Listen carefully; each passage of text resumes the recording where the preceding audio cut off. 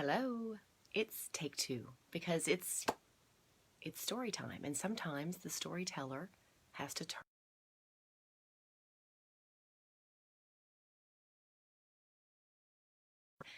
I think my story time is up and running again. So before we do start our book, again, this is Frances hosting the Umlauf Sculpture Garden and Museum Storytime, weekly storytime from my home.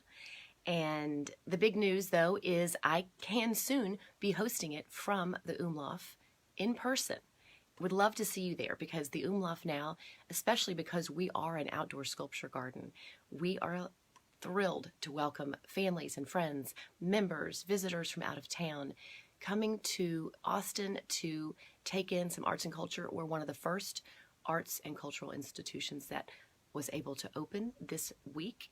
And we have got a great strategy for keeping everyone safe and for everyone to enjoy the gardens as they have before. So please, we welcome you to come out to the garden. I look forward to seeing you, and I look forward to telling you more about story times that we can organize for you and your family, for you and your friends. I'm happy to do a live story time for a group. But again, you can come out as a member, as a guest, and enjoy the outdoor sculptures that we have.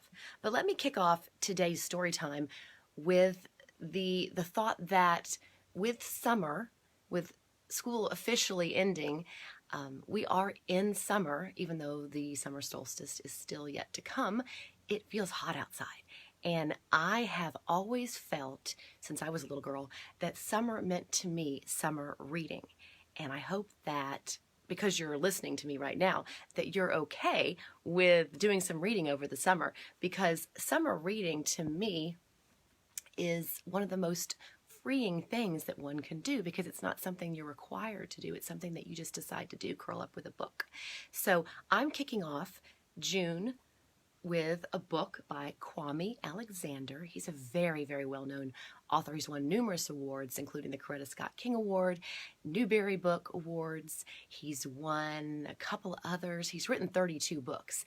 And his push, his love as a writer is to share with young people, especially diverse audiences of young people, the love of reading and the love of writing. He is a poet. And this book that I'm going to introduce to you today, How to Read a Book, marries that love of reading and that love of exploration through a book with a beautiful story of how to get it done, how to start reading a book.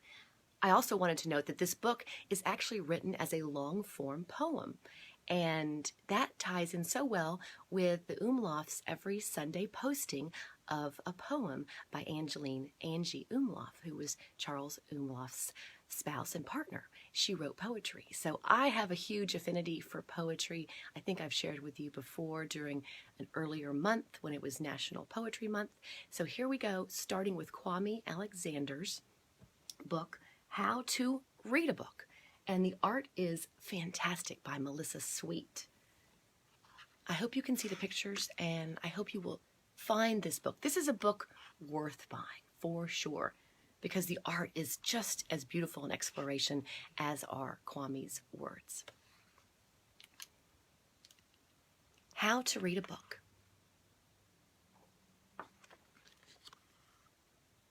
First, find a tree. Black tupelo or dawn redwood will do, and plant yourself.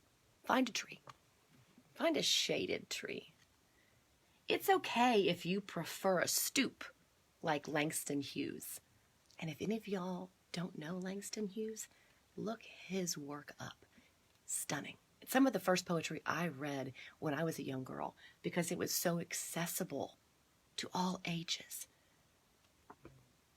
A stoop. It's like a front porch, just so you know. Once you're comfy, peel its gentle skin. Peel the book's gentle skin like you would a clementine. The color of sunrise. The clementine, a color of sunrise. And here's a young person sitting here with his book. The scent of morning air and sweet butterfly kisses. And here's a young girl, immersed in her book, because some of these illustrations are actually collages from text, collages of text. So here, the book is infusing this young girl. The scent of morning air and sweet butterfly kisses. I kind of tend to read pages over. I hope that's okay. Next, dig your thumb at the bottom of each juicy section, each chapter maybe, each page, and pop the words out. Pop those words out, one at a time. Can you see one at a time? Excuse me. There we go. Once upon a time. Piece by piece, part by part. Page by rustling page. So he's channeling the rustling of leaves maybe as you would sit under a tree in a hammock maybe on a blanket reading. Piece by piece, part by part, page by rustling page. Then, when the sun is so quiet, watch a novel world unfurl right before your eyes. Can the sun be quiet? The novel world. Now, novel here is used in two different ways. Novel, as in like new, special, unique. Novel, also like a book. Surprise! It's a book party, stacked with all your favorite friends. A picnic of words and sounds in leaps and bounds. This is a cool page. Words and sounds, leaps and bounds.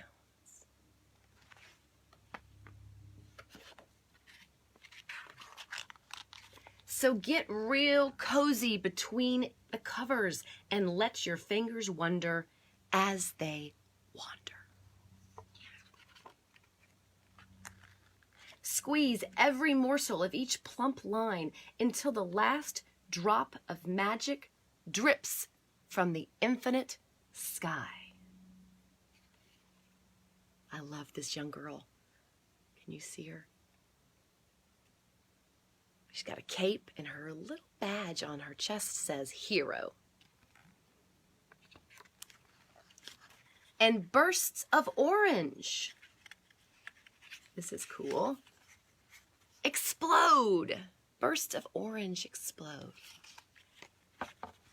Beneath a perfect purple moon. Gosh, we've seen some pretty cool moons in the last couple weeks. Don't rush through. Your eyes need time to taste. Your soul needs room to bloom.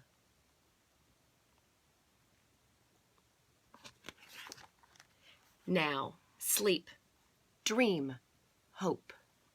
You never reach. This piece of illustration reminds me of a fantastic painting at the Blanton Museum, by the way, of a woman's hair trailing behind her like a parade. The end. So this was How to Read a Book by Kwame Alexander with art by Caldecott, Honoree, Melissa Sweet. And this is a Harper imprint. Harper, published by Harper, an imprint of Harper Collins Children's Books. Okay, before I leave you, just remember the Umlauf is open. We would love to see you. You can go online and buy your tickets ahead of time, or you can come, and we are hoping for a cash-free system, so it's very easy and very safe to purchase a ticket there as well. And children under 12 with their families come free. if you would like to consider hosting for your friends or family or some small group a docent-led story time, you can bring your own blankets, and I'm happy to make that happen. So just contact the Umlauf. Again, I wanted to mention why I chose Kwame Alexander's book. He has said, I've tried to make my poems and my prose, which are very personal, I've tried to make it my reader's business. And I believe that's so important, because when we talk about getting young people engaged with reading, we're talking about opening up an entire world. So thanks so much for joining me today for Storytime. Thanks to the Umlauf Sculpture Garden Museum, and I'll see you out in the garden. Cheers.